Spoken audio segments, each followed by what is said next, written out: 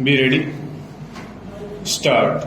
When the matter went back to the tribunal, it went into the correctness of the charges on the basis of the material produced by the respondent and quashed the charges, holding that the charges do not indicate any corrupt motive or any culpability on the part of the respondent. Stop.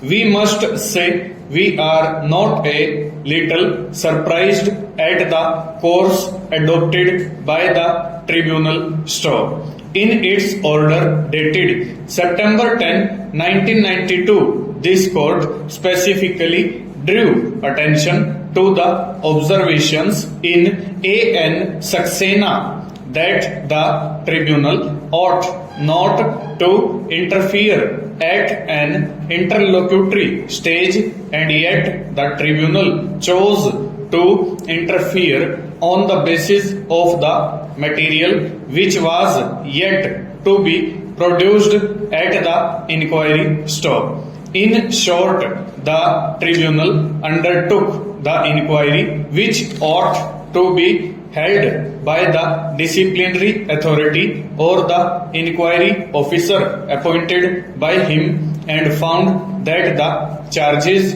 are not true. Stop. It may be recalled that the jurisdiction of the Central Administrative Tribunal is akin to the jurisdiction of the High Court under Article 226 of the Constitution. Stop. Therefore, the principles, norms, and the constraints which apply to the said jurisdiction apply equally to the tribunal. Stop. If the original application of the respondent were to be filed in the High Court, it would have been termed, properly speaking, as a writ of prohibition. Stop.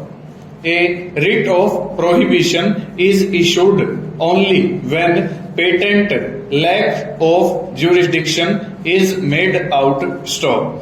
It is true that a High Court acting under Article 226 is not bound by the technical rules applying to the issuance of prerogative writs like certiorari, prohibition, and mandamus in United Kingdom, yet the basic principles and norms applying to the said writs must be kept in view as observed by this court. Stanza.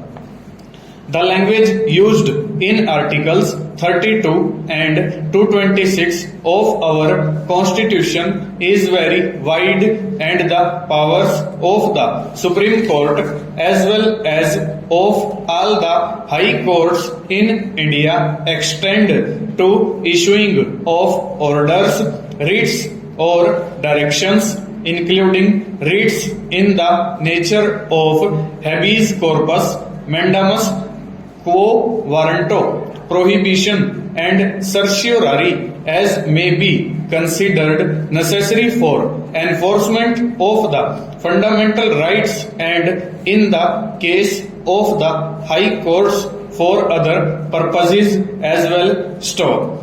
In view of the express provisions in our Constitution, we need not now look back to the early history or the procedural technicalities of these writs in English law, nor feel oppressed by any difference or change of opinion expressed in particular cases by English judges. Full stop. Over.